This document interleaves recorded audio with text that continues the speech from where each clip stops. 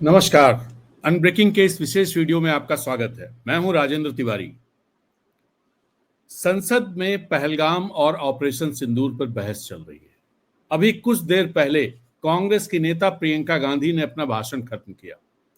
प्रियंका का भाषण सुनने के बाद मुझे लगा कि इस पर तुरंत बात की जानी चाहिए, क्योंकि अब तक कल 2 बजे के बाद जब से बहस शुरू हुई है तब से अब तक का सबसे पावरफुल भाषण अगर एक लाइन में कहूं तो प्रियंका गांधी का है।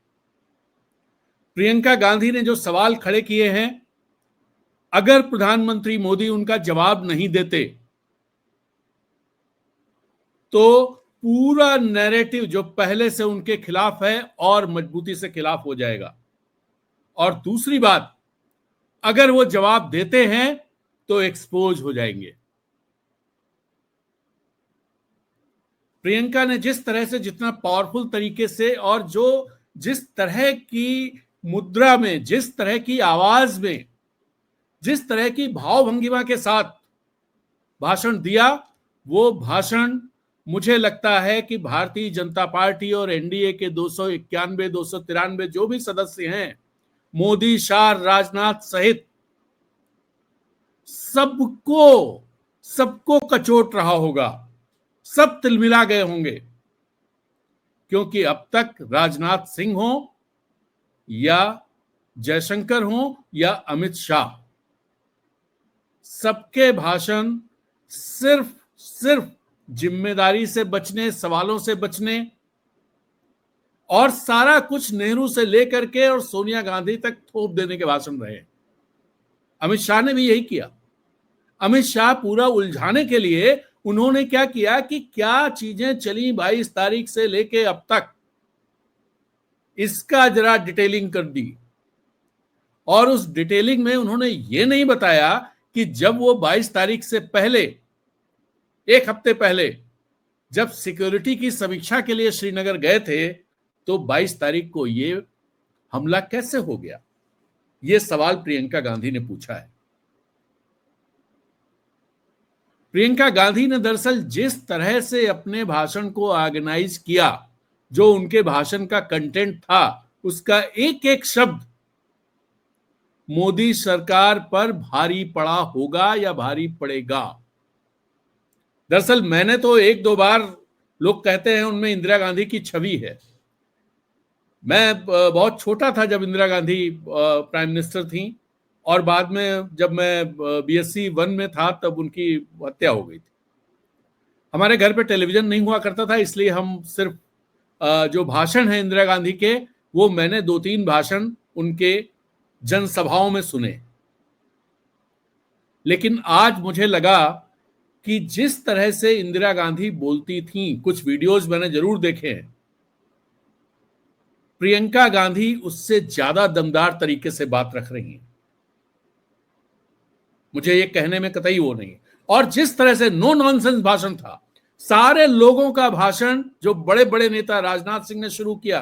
राजनाथ सिंह, हालांकि उस पर मैं अलग से बात करूंगा, मैंने कल भी कहा था लेकिन मैं नहीं कर पाया। लेकिन राजनाथ सिंह का भाषण कंपैरेटिवली बाकी से बेहतर था। लेकिन जयशंकर हो, अमित शाह हो, और बाकी का तो नाम ही नहीं गिनना, क्योंकि वो अनुराग ठाकुर के भाषण तो ऐसे ही, अभी एकनाथ शिंदे के बेटे का भाषण चल रहा था, बकवास। मैं अगर प्रियंका गांधी के भाषण के सामने सत्ता पक्ष के सारे भाषणों को कहूं तो मैं कहूंगा कि वो बकवास कर रहे थे। प्रियंका गांधी ने कहा, और सारे भाषणों का, उन्हीं के भाषण से मैं एक चीज निकालता हूं कि एक बात उन्होंने कही कि सरकार झूठी और कायर हो तो बहादुर से बहादुर सेना को कमजोर कर देती है। यह दरअसल भाषण इसी बात की सत्यता के प्रतीक है, जो अमित शाह और जयशंकर, पार्ट ऑफ राजनाथ सिंह भाषण। तो एक तो ये बात।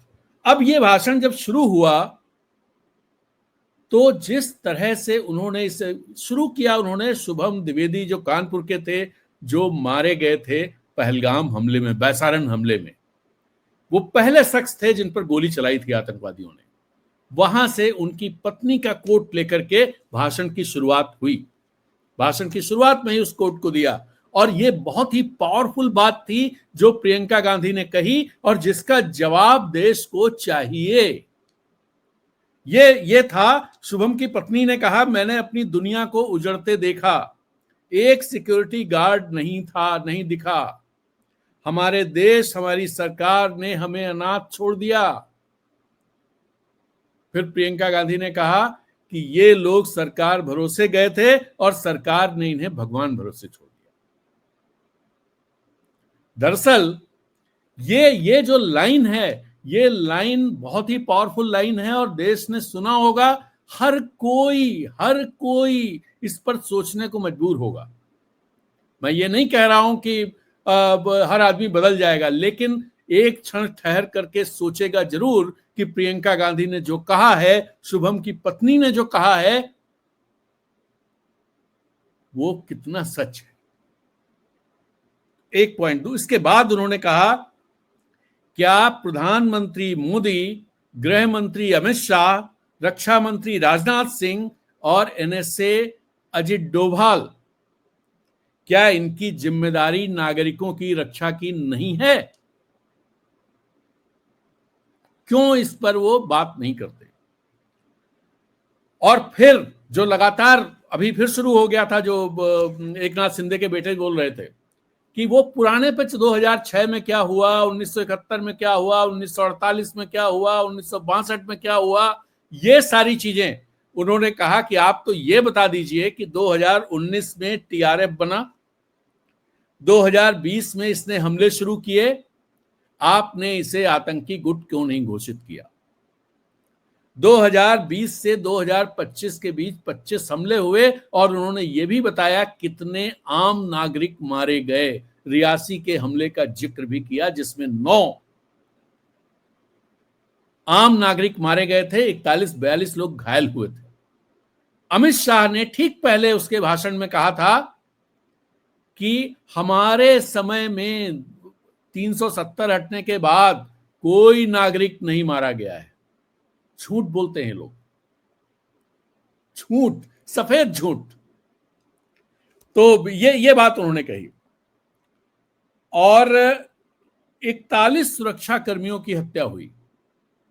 खैर, उन्होंने कहा गवर्नमेंट ऑफ इंडिया ने, मोदी सरकार ने टीआरएफ को आतंकवादी संगठन का दर्जा देने में समय क्यों लगाया?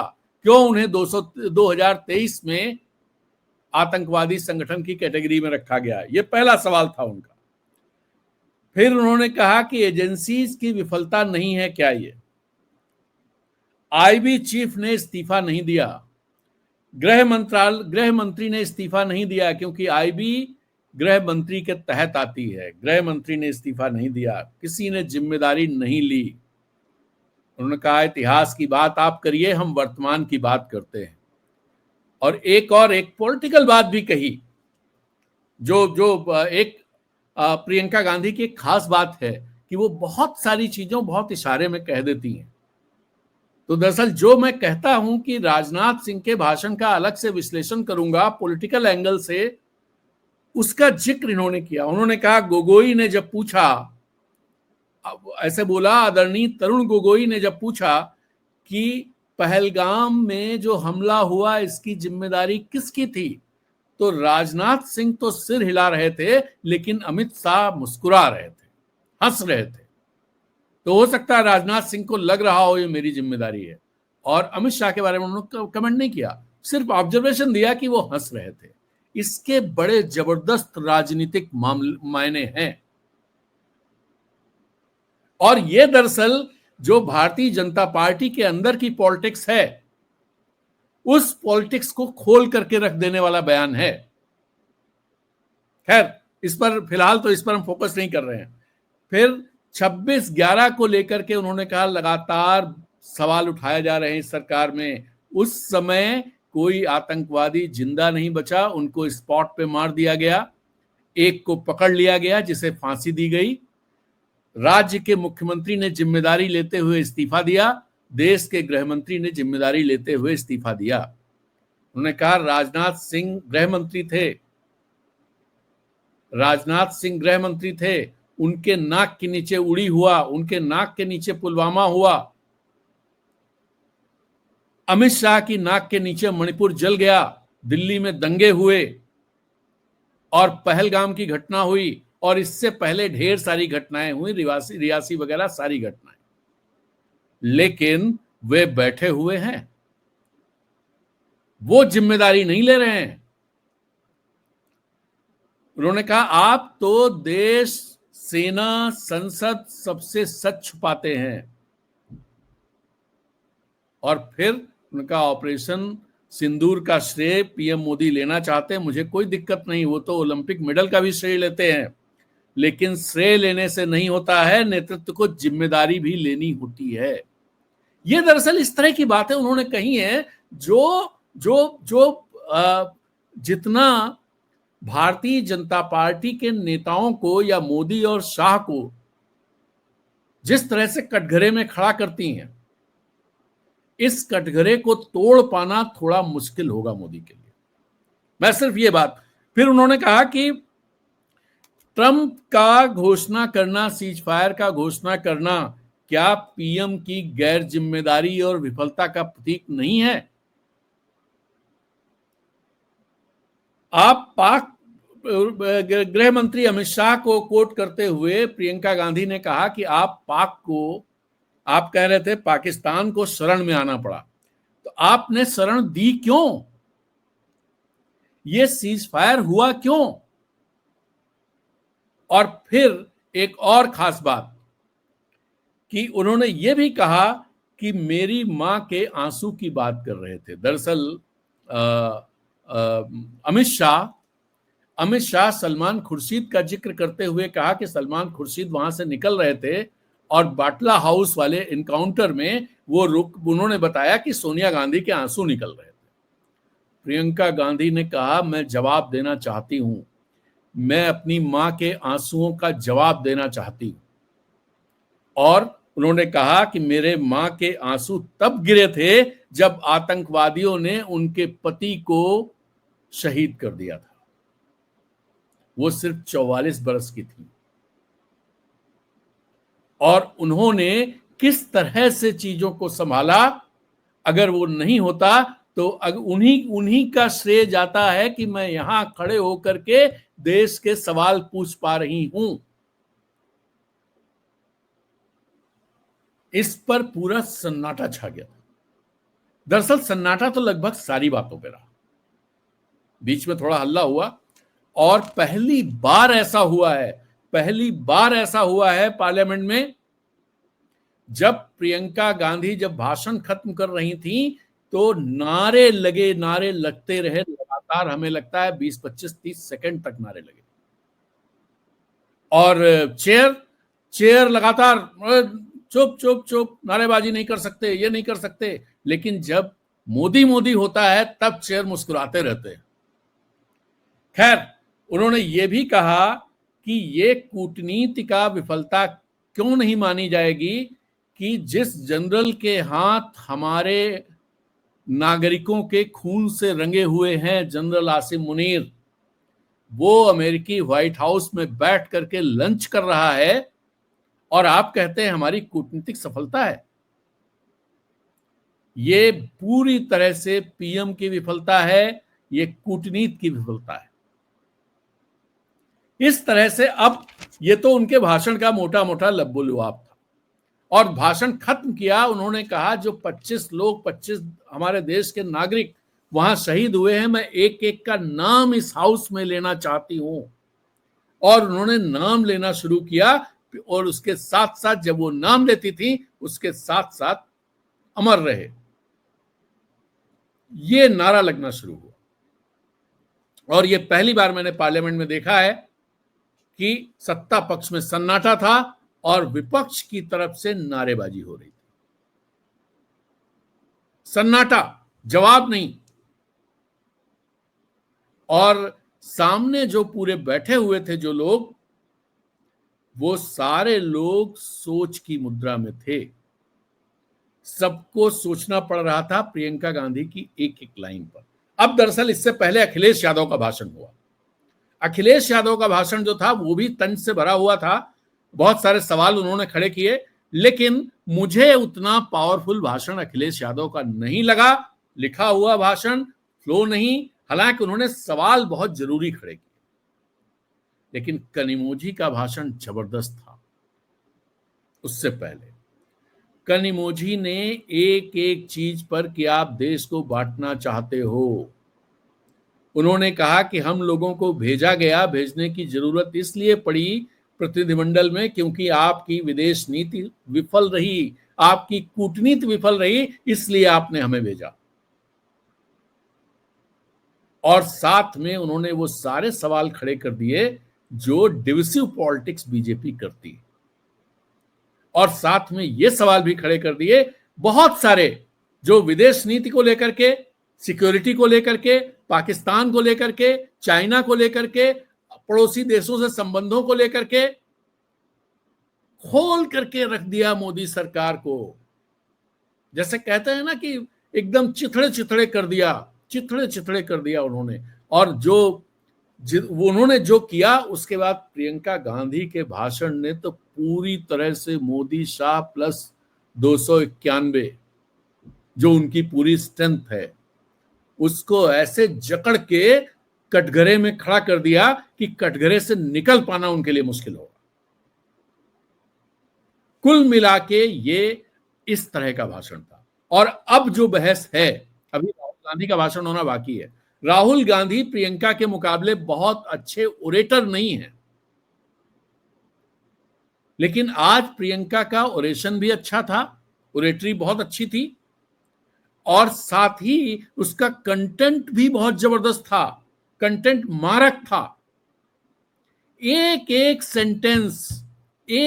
सेंटेंस जो है मतलब आप समझ लीजिए तीर की तरह एनडीए के सांसदों को लगा होगा। और प्रधानमंत्री मोदी जहां भी सुन रहे होंगे, वो अपने चैम्बर में बैठ के सुन रहे हो या जहां भी सुन रहे हो सकता ना भी सुन रहे हो, क्योंकि वो तो कल शतरंज का मैच देख रहे थे। वो इससे पता चला कि उनके टाइमलाइन पर जब वो ग्रैंड मास्टर जीती तो वो उस समय का भी, दोनों के बीच के मैच, मतलब जब जीती उस समय का भी मैच चल रहा है, उस फोटो के साथ ट्वीट है, और बाद में रात को भी ट्वीट है जब बहस चल रही थी।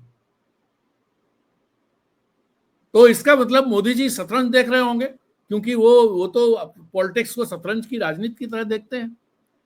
प्रियंका गांधी ने यह भी कहा कि लोगों को आप कुछ नहीं समझते हैं, आप सिर्फ चुनाव जीतते हैं। 20 साल वाली बात भी कही कि ये कनिमोझी ने कही कि आपने कहा कि 20 साल, अमित शाह ने कहा था कि अगले 20 साल भी आप उधर ही बैठोगे। उन्होंने कहा जनता अगर ऐसा करेगी तो हम 20 साल भी बैठेंगे, हमें कोई दिक्कत नहीं, लेकिन चुनाव आयोग और दूसरे लोग बैठाएंगे जो आप करते हैं उससे नहीं चलेगा। यह जबरदस्त सेंटेंस कनिमोझी का था। खैर, फिर आते हैं प्रियंका गांधी पर।